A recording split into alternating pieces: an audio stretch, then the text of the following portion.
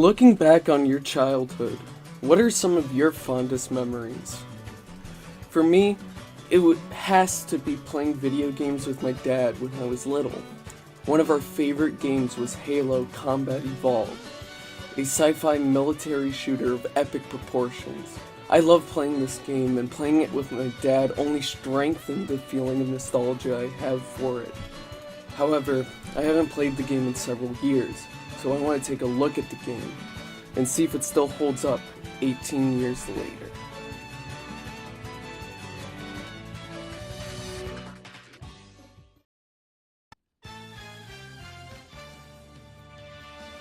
Halo Combat Evolved was released on November 15th, 2001, meaning I wasn't even a year old when it was released.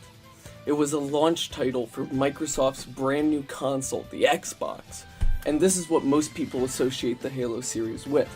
However, most people don't know that Halo Combat Evolved and Halo 2 were released on PC, which is where I experienced them first. I was probably around 4 to 5 when I first played the game, and my last experience with a Halo game was Halo Reach when I was around 11. For starters, let's talk about the good things. First off, the game's visual style provides a ton of clarity. Enemies are bright colors that stand out from the backgrounds, making them easy to spot amongst the chaos of battle. Something many shooter games struggle with is color, as many can be brown and dull, but Halo's environments are colorful, which is refreshing. Going along with the good visuals, the music is beautiful, and I always liked how many of the tracks take motifs from the main theme. The soundtrack is epic, and the main theme is undoubtedly iconic.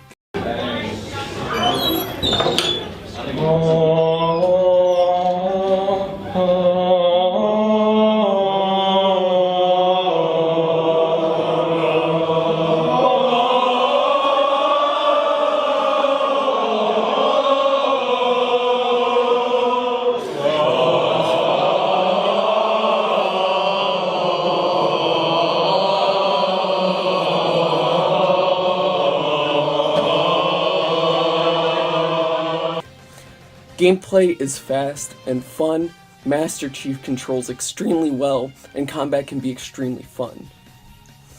Weapons like the shotgun and pistol are incredible to use, along with being extremely effective choices. Grenades are also super useful. Sometimes it can feel like they dominate the combat, however. I also want to take time to appreciate the Flood, the parasitic enemies that you find later in the game. They're a nice mix-up from the exclusively Covenant opposition you face up until that point, and turn the story up on its head as well. I'd also like to mention when I was younger, I referred to them as the popcorn zombies, which is honestly a better name for them in my mind.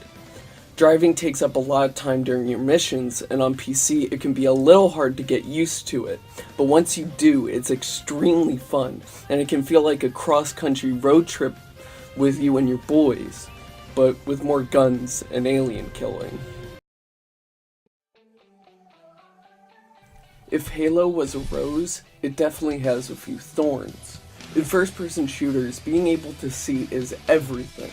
If you can't see your opponent, you can't fight them.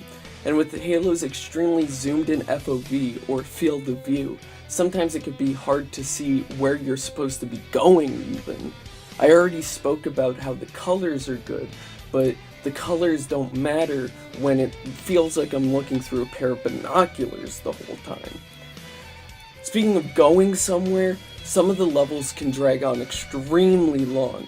Some last 40 plus minutes, and on harder difficulties, I can see them taking up to an hour. The long mission length wouldn't be that bad, but seeing how some of the levels can get extremely repetitive, it kinda is that bad. In particular, the mission 343 Guilty Spark literally recycles the same hallways and corridors for the duration of the level. It feels lazy, and it's unfun to play in. Imagine if the iconic level 1-1 from Mario Bros. Was just the opening bit, over and over again. It wouldn't be that fun, would it? Some missions, Truth and Reconciliation in particular, tried to include stealth mechanics into the game, and fails pretty hard. It has always been my opinion that non-stealth games should not try to have stealth sections. You either get detected immediately, or your enemies never notice you, never in between. If I want to be sneaky in a video game, I'll play Metal Gear Solid or Dishonored, not Halo Combat Evolved. These things didn't necessarily ruin the experience for me, but they definitely put a damper on my intergalactic escapades.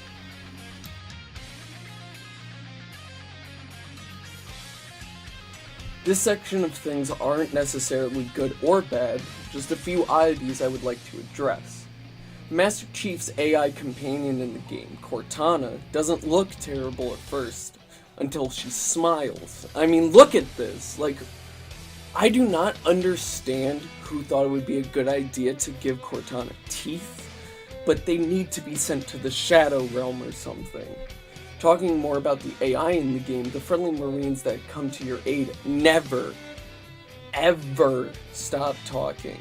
At one point, I had one Marine left with me, and he never stopped talking. He would always complain that I was taking the kills. He was at 1 health, so I don't know why he was complaining that I was saving his life. Either way, it's pretty annoying. Finally, I want to talk about explosions. Whenever anything is hit by an explosion, their bodies fly off into the distance, sometimes with odd results. It can feel like you have a front row seat to Elon Musk's SpaceX program. These can be pretty funny and entertaining, and adds to why I love the grenades so much in this game. Halo Combat Evolved is an interesting dilemma. It's an incredibly fun FPS that pioneered an award-winning series, yet there are cracks in it. For an Xbox launch title from 2001, it looks very good, and its environments are distinct and colorful, yet the levels can be repetitive. The combat is fun when you can actually see things. It has its faults, but I cannot say that they ruined the game. It's fun, fast-paced action that I and many others enjoyed until the end, and cemented Master Chief's place as a gaming icon. I have to say that Halo Combat Evolved gets a thumbs up from me, and I am incredibly glad to say that.